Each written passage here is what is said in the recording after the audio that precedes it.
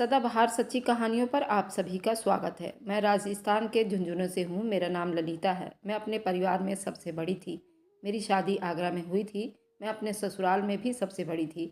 मैं अपने पति की दूसरी पत्नी थी और मैं कुंवारी लड़की थी। वहीं पर मेरे पति की दूसरी शादी थी। मेरे पति की पहली पत्नी मर गई थी और पहली पत्नी से मेरे पति का बेटा भी था और वहाँ पर एक मेरी ननद भी थी जो कि 15 साल की थी और मेरे पति का बेटा भी 17 साल का था। वे दोनों बच्चे एक ही कमरे में सोते थे, मगर सुबह उठते ही मेरी ननद अपने चारपाई और पूरे कमरे को धोती थी और अपने तकिया चादर बदलती थी। हैरानी की बात ये थी, ये सब मेरे से छुपा कर करती थी। कई बार मेरी ननद तो बेहोश होते होते बची थी और मुझे तो लग रहा था वह दिन ब दिन कमज़ोर होती जा रही थी।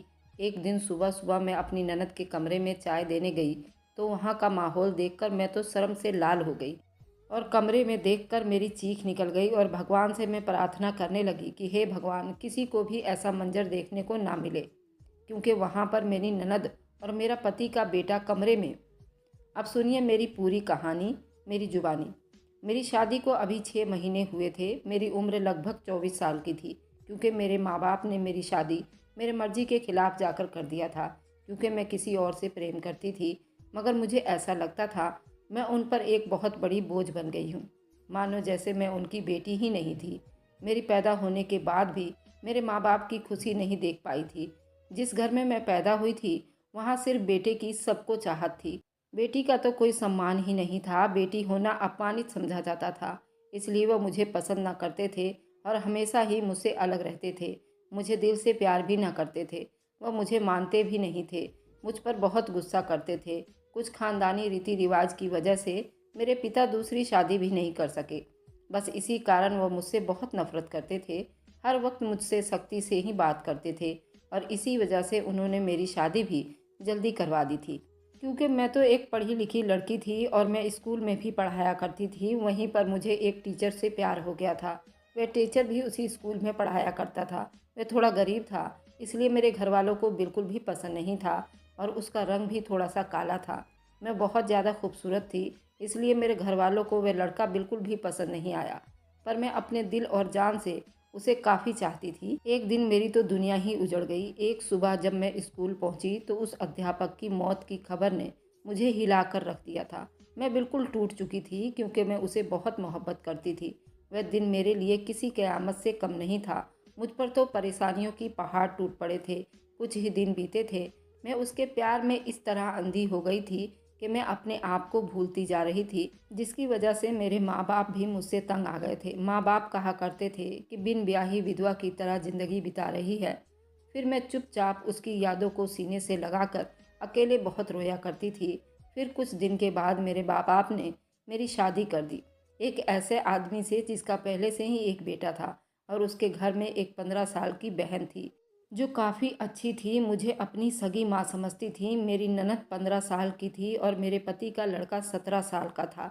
जब मैं शादी होकर गई थी तो ये दोनों काफ़ी छोटे थे और मेरी सास भी मेरी शादी के 1 साल के बाद उनकी मृत्यु हो गई थी और मेरे ससुर भी मेरे सास के गम में चल बसे थे। बस हम 3 ही लोग घर में रहते थे। मुझे उस ननद से काफ़ी लगाव हो गया था, क्योंकि मेरी सास उस 2 साल की बच्ची को मेरे हवाले कर गई थी और मुझसे वादा ले लिया था, तुम मेरी बेटी का ख्याल रखना। और वहीं पर उस बच्चे का, जो मेरे पति का लड़का था, उसकी माँ भी इस दुनिया में नहीं थी। जो मुझे हंसते खेलते हुए 2 बच्चे मिल गए थे, जिनमें से एक बेटा और एक बेटी थी और मुझे बच्चों की कमी महसूस नहीं हुई। मैं अपना गम भी भूल गई और उन बच्चों का परवरिश करने लगी। मेरी ननद का नाम वंशिका था और मेरे सौतेले बेटे का नाम दीपक था। हम लोग साथ ही रहने लगे। वक्त इसी तरह बीतने लगा। देखते ही देखते वंशिका 15 साल की हो गई थी और दीपक 17 साल का हो गया।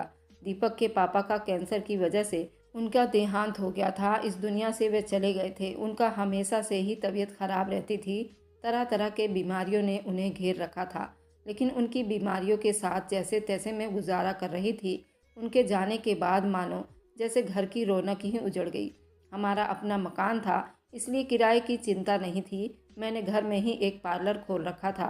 एक दिन सब सो रहे थे, अचानक ही बहुत ज़ोर से आवाज़ आई। मेरा तो दिल बैठ गया। मैं बहुत घबरा गई थी और डर भी गई थी। मैंने देखा आवाज़ तो दीपक के कमरे से आई है। उसके कमरे की तरफ दौड़ी। मैंने वहां जाकर देखा तो मैं देखते ही हैरान रह गई। कमरे की दीवार गिर गई थी। ये देखकर मैं घबरा गई। मुझे डर था कहीं दीपक तो इस सब के नीचे नहीं दब गया। जब मैं पास गई, मैंने जाकर देखा तो दीपक वहाँ नहीं था। वह किचन में पानी पीने के लिए गया हुआ था। उसकी जान बच गई थी क्योंकि उसके कमरे की दीवार गिर गई थी। मैंने भगवान की कृपा की। ये तो अच्छा हुआ कि दीपक को कोई चोट नहीं आई। अगर उसको कुछ हो जाता तो मैं उसके पिता को क्या मुँह दिखाती। लेकिन अब हमारे पास इतने पैसे भी नहीं थे कि हम दीवार को दोबारा से खड़ा करवाते। कमरे का तो बिल्कुल कबाड़ा हो गया था।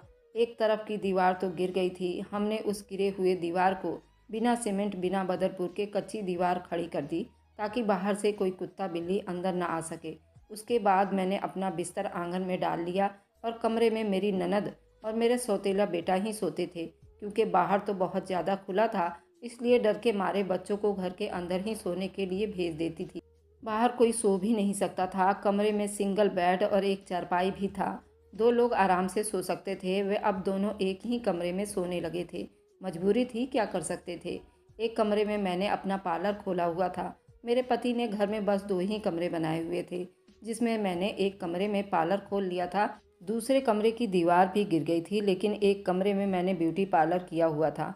अब मजबूरी थी, क्या कर सकते थे, गुजारा तो करना ही था। एक दिन मेरा सौतेला बेटा कमरे में सोया तो सुबह सुबह कुछ ऐसा हुआ कि मैं बिल्कुल चकित रह गई थी। दीपक तो सवेरे उठकर नाश्ता करने भी बैठ गया था, जबकि वंशिका अभी तक सो रही थी। वह तो इतनी देर तक नहीं सोती थी, लेकिन आज वह इतनी देर तक क्यों सो रही थी। उसकी आदत थी कि वह सुबह जल्दी ही उठ जाया करती थी। मैंने उसको आवाज़ दी थी, वह उठ नहीं रही थी। थोड़ी ही देर के बाद मैंने उसके कमरे में जाकर उसको देखा तो पता चला कि वो बेहोश हो चुकी थी। मैं बुरी तरह से घबरा गई थी। उसको क्या हो गया है। मैं हैरानी में दीपक को बुलाकर मैंने मोहल्ले के डॉक्टर को घर बुलाया था। डॉक्टर ने कहा कि बेहोश हो गई है, लड़की काफ़ी कमज़ोर है, खून की कमी है, कोई भारी काम मत करवाना, बस आराम ही करवाना, फल फ्रूट अच्छा खाना वगैरह खिलाओ, ठीक हो जाएगी।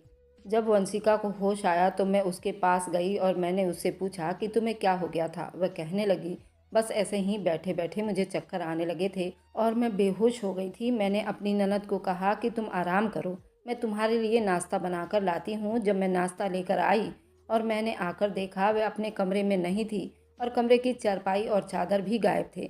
मैंने बाहर जाकर उसको देखा तो वह अपने चारपाई और चादर को बैठकर धो रही थी। मैंने उससे पूछा, तुम ये चारपाई और चादर क्यों धो रही हो? तुम्हारी तबीयत ठीक नहीं है, डॉक्टर ने तुम्हें आराम करने के लिए कहा है। मैं उस पर चिल्लाई और कहा कि तुम यहाँ से उठो और कमरे में जाकर आराम करो। मैं तुम्हारे लिए नाश्ता लेकर आती हूँ, कुछ खाओगी पियोगी तो ठीक हो जाओगी। उसने कहा कि नहीं, मुझे ये चारपाई और चादर ज़रूरी धोनी है। बिस्तर पर बिछाने के लिए हमारे घर में और चादर नहीं है। मैंने कहा, अचानक से ये चारपाई और चादर धोने का भूत सवार तुम्हारे ऊपर क्यों हो रहा है? और चारपाई धोने का रोज़ रोज़ क्या मतलब है? इतनी तो चादर गंदी भी नहीं है, तुम उसको धोने बैठ गई हो। छोड़ दो, मैं खुद उस चारपाई और चादर को धो दूंगी, उठो यहाँ से। वंशिका ने मेरी बात नहीं मानी। चारपाई और चादर को छत पर सुखाने के लिए चली गई। उसके बाद ही उसने नाश्ता किया। फिर थोड़ी देर के लिए वह सो गई और दीपक भी काम पर जा चुका था। वह सिर्फ 9th क्लास ही पढ़ा था। घर की तंगी की वजह से वह काम करने लगा था और वह एक मोबाइल रिपेयरिंग के दुकान पर काम करता था और वह बहुत ही मेहनती लड़का था। और मैं अपना पार्लर खुद ही चलाया करती थी। दुकान पार्लर की थी, इसलिए यहाँ पर सिर्फ औरतें ही आया करती थी और मेरे दुकान पर दीपक का कोई काम भी नहीं था, इसलिए उसे अलग दुकान पर रखवा दिया था। दीपक मुझसे कहता था कि आज मैं खाना खाकर आया हूँ, वह देर से आया था। वंशिका भी पहले से ही कमरे में सो चुकी थी, वह भी जाकर कमरे में सो गया था। मैंने भी अपना खाना खाया और आंगन में चारपाई डालकर सो गई। जगह बदलने की वजह से मुझे नींद भी नहीं आ रही थी। अपने पति को याद कर रही थी।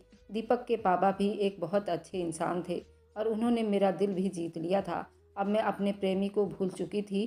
दीपक के पापा ने मेरा बहुत ख्याल रखा हुआ था। उन्होंने कभी भी मुझे मेरे बीते हुए प्यार के बारे में ताना नहीं दिया था। मेरी ननद को मेरे पति बहुत मानते थे और मेरे पति की वह लाडली बहन थी। मैंने भी दीपक को कभी नहीं बताया था कि वह मेरा सौतेला बेटा है।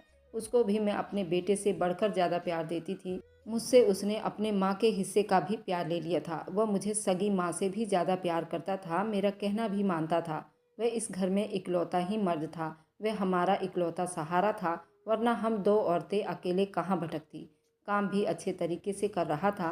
मैंने उससे कहा भी था, कि वो आगे की पढ़ाई पूरी कर ले, क्योंकि अगर उसके पास कोई अच्छी डिग्री होती तो नौकरी भी अच्छी मिल जाएगी। वह मेरी बात मान लेता था। सुबह फिर से कुछ ऐसा हुआ कि मैं हैरान रह गई थी। वंशिका फिर से बेहोश हो चुकी थी और इस बार तो उसकी शक्ल देखकर लग रहा था जैसे उसके जिस्म का सारा खून ही खींच लिया गया हो। बिल्कुल पीली पड़ गई थी। फिर मैंने डॉक्टर को बुलवाया। डॉक्टर वही बात कह रहा था। डॉक्टर ने आराम करने को कहा था। उसको खाने में क्या खिलाया था आपने? मैंने डॉक्टर को सारी बात बताई। मैंने कहा कि वही दाल सब्जी खिलाई थी और फल भी खिलाए थे। पूरा दिन कोई काम भी नहीं करने दिया था। तो डॉक्टर ने कहा कि दोबारा से कैसे इतनी कमज़ोर हो गई है। आप इस बात को सीरियसली लीजिए, नहीं तो आपकी ननद को जान का खतरा हो सकता है।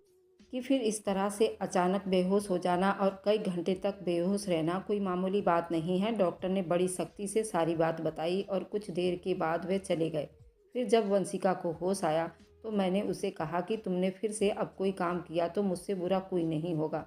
लेकिन थोड़ी देर के बाद जब मैं उसके कमरे में दोबारा गई तो मैं देखकर हैरान रह गई कि वह क्या कर रही थी।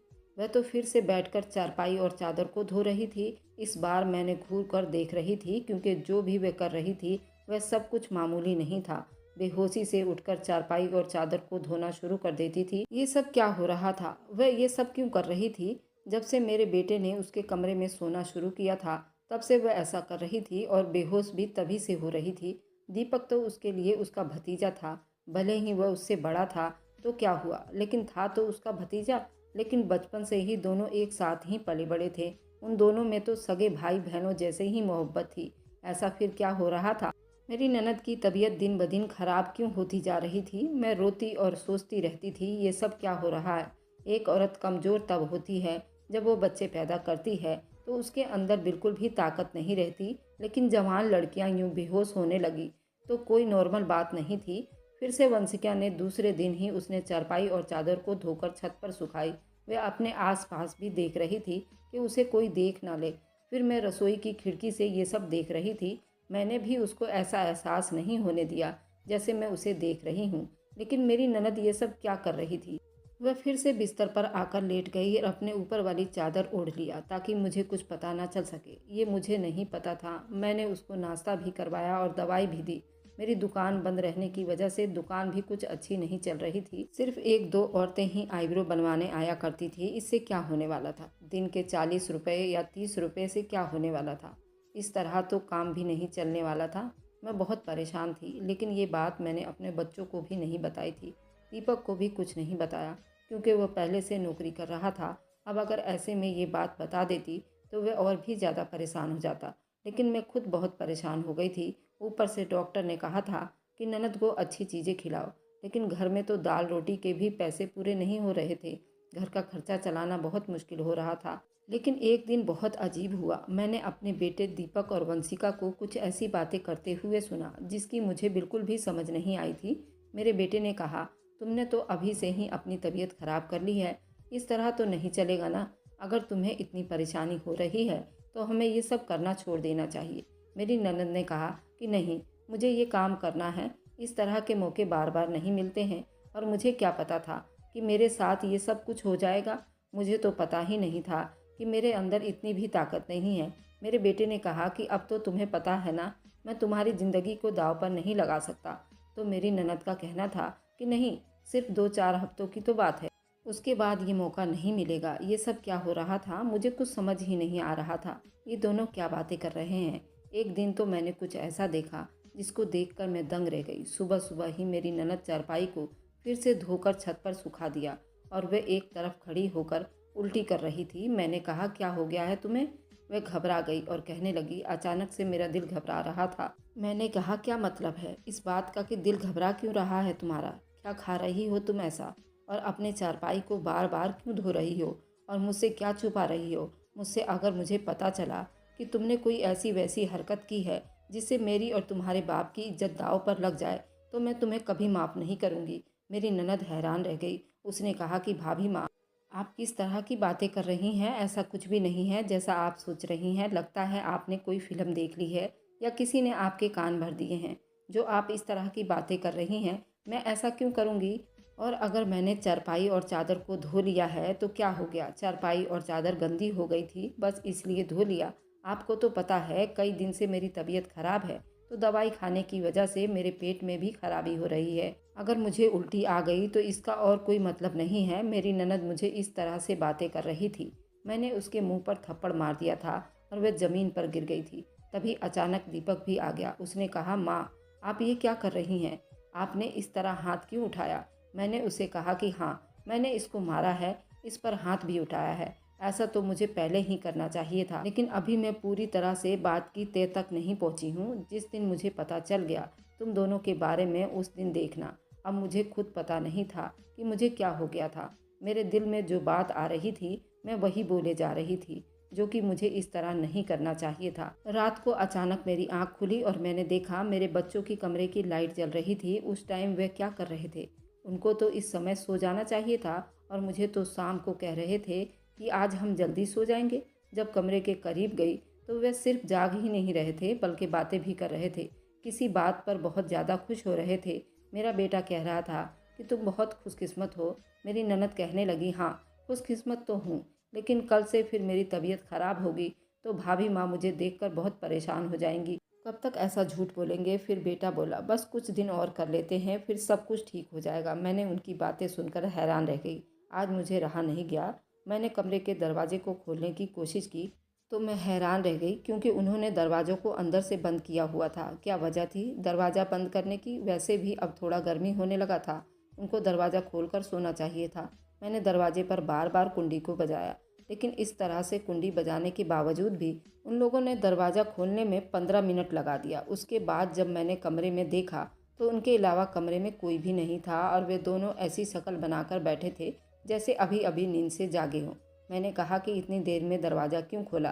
कहने लगे, हम तो सो रहे थे। मैंने कहा कि झूठ नहीं बोला करो, तुम लोग जाग रहे थे और बातें कर रहे थे। उन्होंने कहा कि हम क्यों इस समय जागेंगे और बातें क्यों करेंगे? हमारा कौन सा कल पेपर है जो हम तैयारी करेंगे? हम सारी रात जागेंगे? हम लोग तो सो रहे थे। मुझे उन दोनों की हरकतें समझ नहीं आ रही थी। मेरे पास बोलने के लिए कोई शब्द नहीं थे। मुझे उनकी बातें समझ नहीं आ रही थी, क्योंकि वे दोनों तो ऐसे ही बैठे थे जैसे नींद से अभी अभी जागे हों। इसके बाद मैंने उन लोगों को कुछ नहीं कहा और वहाँ से चली आई। लेकिन मैं सोचती थी कि कोई ना कोई गड़बड़ तो ज़रूर है। मैं ये देखकर हैरान रह गई। एक दिन मेरी ननद के बाजू में नाखून के खरोच के निशान थे। समझ नहीं आ रही थी उसे क्या हो गया था। मैंने उसे पूछा तो उसने कहा कि छुरी लगी है, लेकिन छुरी तो उंगली पर लगी थी, बाजू पर नहीं।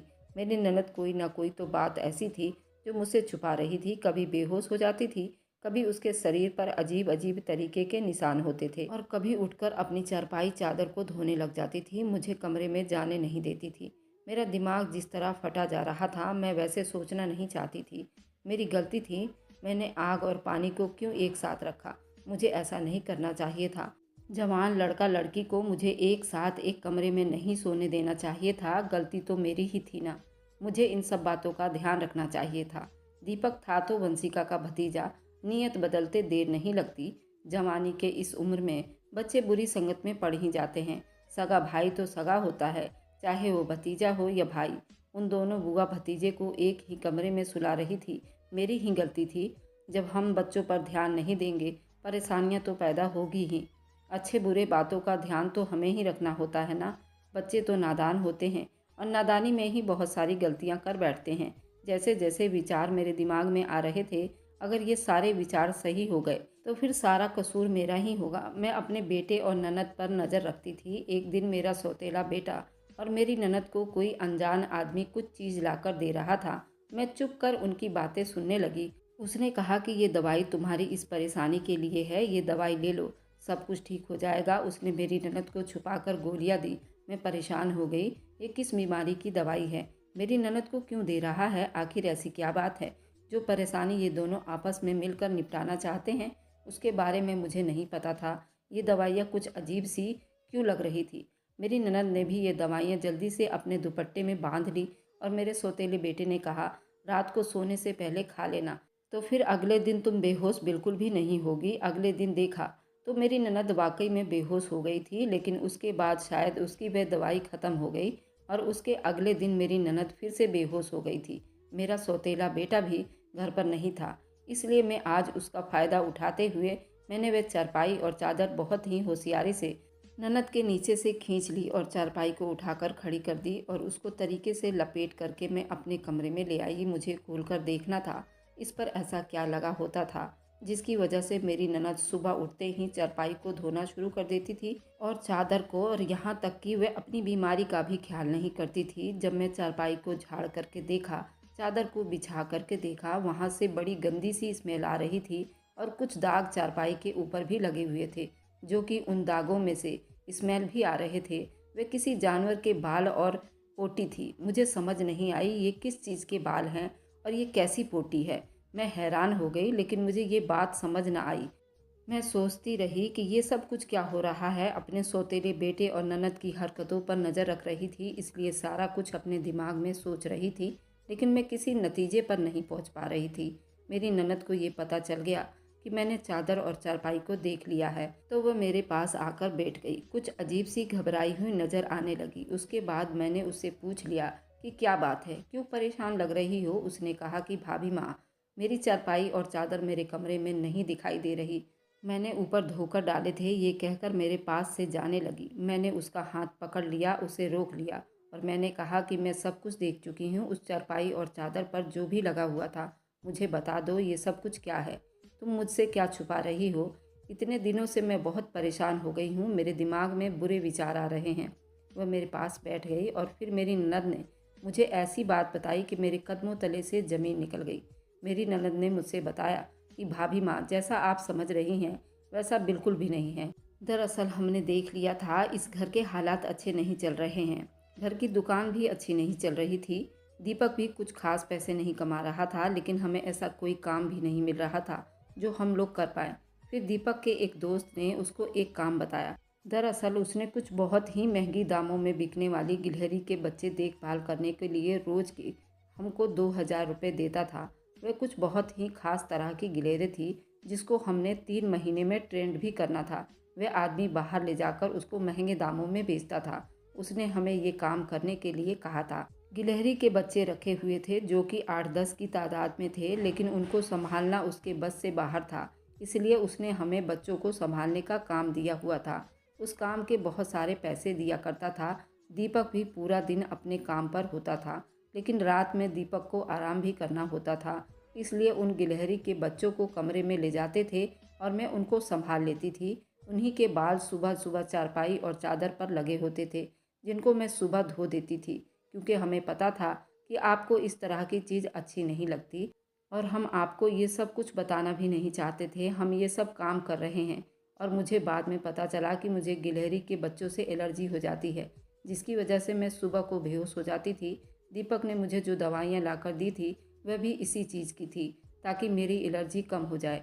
भाभी माँ, दीपक का ये दोस्त बहुत अमीर है और वह इस काम के हमें बहुत ज़्यादा पैसे भी दे रहा था। वह हमें एक दिन में 2,000 रुपये दे रहा था।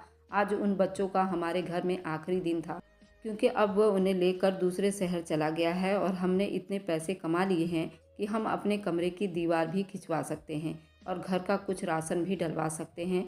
हमें पता है कि आपको पालतू जानवर बिल्कुल भी पसंद नहीं हैं, इसलिए हमने आपको ये बात नहीं बताई थी, लेकिन आपने तो न जाने हमारे बारे में क्या क्या सोच लिया।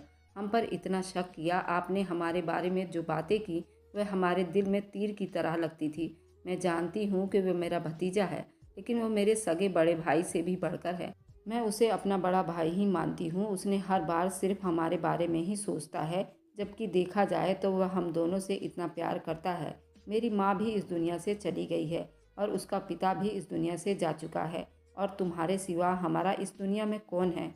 लेकिन दीपक फिर भी हमारे साथ रहता है, क्योंकि वह हमें कभी अकेला नहीं छोड़ना चाहता। उसने हमेशा मुझे अपनी सगी बहन की तरह ही माना है। उसने कभी मुझसे कोई गलत बात नहीं की और वह हमारा साथ भी देता है, हमारे लिए बहुत कुछ करता है। पूरा दिन वह काम करता था, रात को मैं उसकी मदद करती थी। वह कहता था कि वह रात को भी ये सब कुछ कर लेगा। दिन भर वह बेचारा मेहनत करता था, इसलिए मैंने उसको कहा रात को तुम आराम किया करो, बच्चों को मैं देख लूँगी। इसलिए मैं उसकी मदद कर रही थी। मुझे ये सुनकर बहुत ही ज़्यादा अफसोस हुआ और मुझे खुद पर बहुत गुस्सा भी आ रहा था। मैंने अपने बच्चों के बारे में क्या क्या सोचा। मैं अपने बच्चे के बारे में जितना गलत सोच रही थी, मेरे बच्चे उससे भी कई गुना ज़्यादा अच्छे निकले। मैं उनके बारे में कितनी गलत बातें सोच रही थी, जितनी मुझे सोचनी भी नहीं चाहिए थी। हमने ये बात दीपक को नहीं बताई। वंशिका ने भी उसको कुछ नहीं बताया कि मुझे सारी बात पता चल गया है, क्योंकि अब वह काम वैसे भी ख़त्म हो गया था और मैं उसकी नज़रों में और ज़्यादा गिरना नहीं चाहती थी। कुछ दिन के बाद दीपक ने उस कमरे की दीवार भी खिंचवा लिया। हमारे घर का कमरा भी ठीक हो गया था और धीरे धीरे हमने बहुत मेहनत की। मेरी ननद भी घर में बच्चों को ट्यूशन पढ़ाया करती थी। हमारे हालात पहले से अच्छे होने लगे थे। धीरे धीरे अब सब कुछ अच्छा हो गया था। अब हमारे घर में कोई तंगी नहीं रही।